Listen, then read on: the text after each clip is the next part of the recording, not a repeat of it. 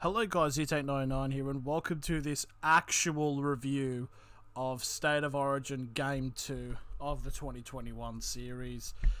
Yes, the video, I have already made a State of Origin Game 2 review, but obviously it was a shit post or a piss take, if you will.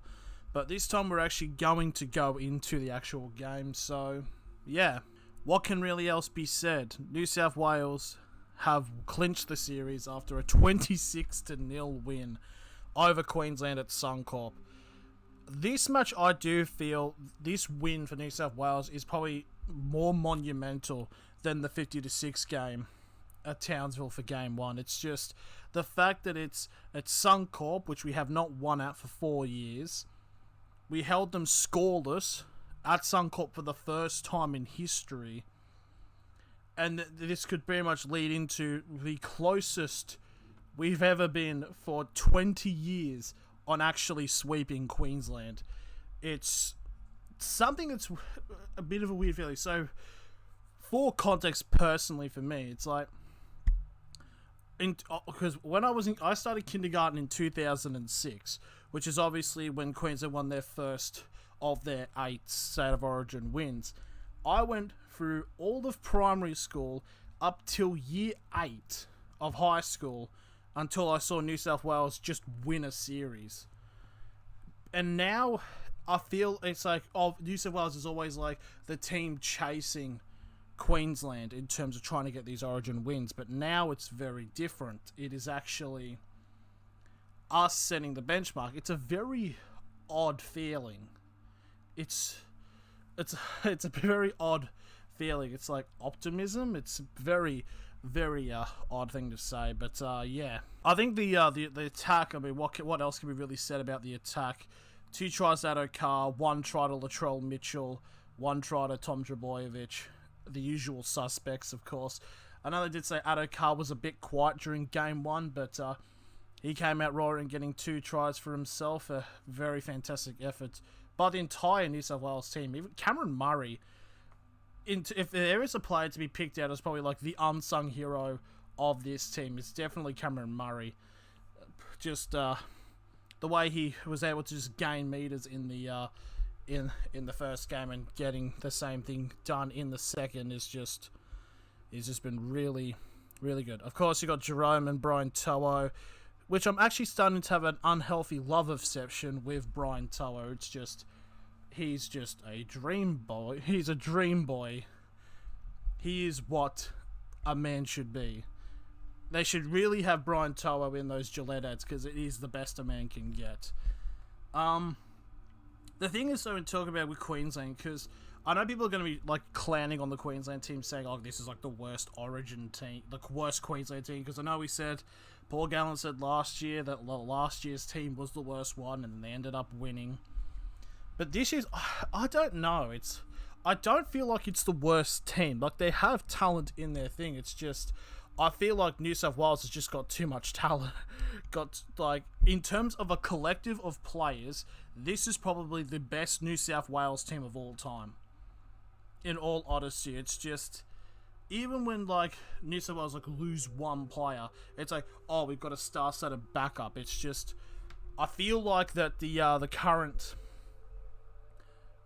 development for the New South Wales players to be bigging him up, which is obviously with the help of Brad Fittler and Danny Badiris. It's something that has really helped New South Wales in the long run, but it's going to, like, I do feel sad for Queensland, for like Cherry Evans and all that. It's like, the thing was though, Queensland in the first 5 minutes, they were in it. Like, the first set for New South Wales where Queensland were just coming and attacking, it was there. It's just something happened and the momentum just shifted. Players just started walking. I honestly don't know what actually happened there with Queensland. It's just, I personally feel that like they were in it for the first couple of minutes, and obviously, even still, when New South Wales were at 20-0 with about 15 to go, as a New South Wales supporter who's seen it all, I'm like, yeah, I'm not trusting this. We need one more try. And obviously, Addo Carr got his second, and that's how all she wrote. But the determination from the Blues team, it's like Tom Trbojevic try saver. It's like, mwah. And then Brian To'o, bearing in mind, like Brian To'o stripping from, I think it was Kurt Capewell or Brian Felder, or Kyle Felder was one of them. And it's like, there was 8 minutes to go. The game was pretty much over, and he still pulls that off. That's just the determination of this Blues team. I wouldn't say it's a new era. Like, I know people are saying, oh, it's the new dynasty, but it's like, hold our horses. We said that last time, and then 2020 happened, and then Queensland won. But yeah, fantastic win for a Blues supporter. It's very interesting to see how Game 3 will go. If there will be a Game 3, actually, because there's actually talks about where the Game 3 will be happening, because obviously it's meant to be scheduled in Sydney. But by the way Sydney's going, because it's currently in lockdown for 2 weeks, it probably will not happen in Sydney. But there have been talks about where they're moving it to. And the top runner is Newcastle, which it's very interesting. Like, obviously Newcastle is like, rugby league town. It's like, you don't need me to say it all, because everyone bangs on about about Newcastle, like the epicenter of Australian sport and shit like that. But for a town who like really gets into football, especially Origin, having an actual Origin game in Newcastle is massive. It also would be interesting because obviously the Newcastle Knights team has actually had a fair few players play for both sides of the coin. Like, for example, you had Robbie O'Davis and Callum Ponga, who played for Queensland, and then need I say more about the New South Wales team? You got Danny Medeiros, who's the current assistant coach for New South Wales. The Johns brothers.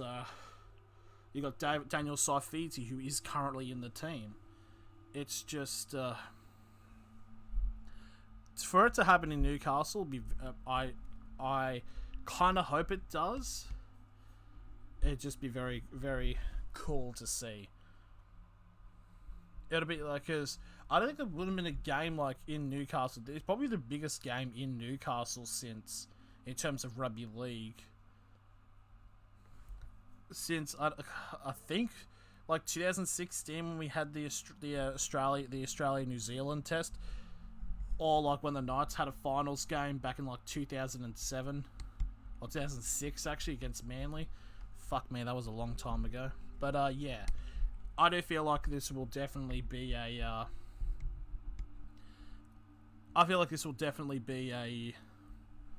thing that does happen, hopefully. The only other suggestion is Canberra, but no, just no. I mean, if you want to go for all 3 from 3, might as well have it at Seabar Super Stadium at the Gold Coast. Complete the trifecta of a Queensland three home game series. But yeah, but apparently it did hurt. Now Southeast Queensland is currently having a few restrictions at the moment, so who knows.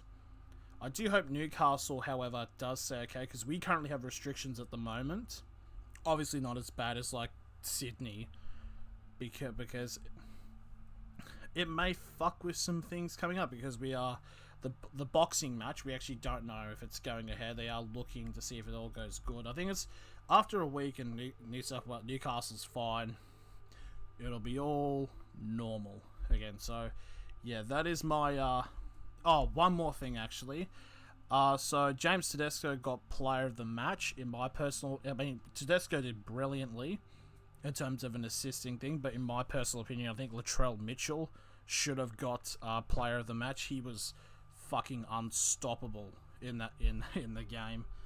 I feel like it's going to be either Latrell or Tom Trbojevic who will get player of the series, unless Billy Slater puts his hand up for Game 3. Because, no, just do it again. I know, jokes from 5 years ago. Finger on the pulse of cultural relevance I am. So yeah, that is my review, my actual review of Game 1. No, not Game 1, Game 2 of State of Origin. What did you guys think? Let me know in the comments below. And hopefully by this week, I should be able to do the live streams, because the count notification should be seized up, and the strike should be removed in the coming days. So we should be all good. So thank you all for watching, and I'll see you all later.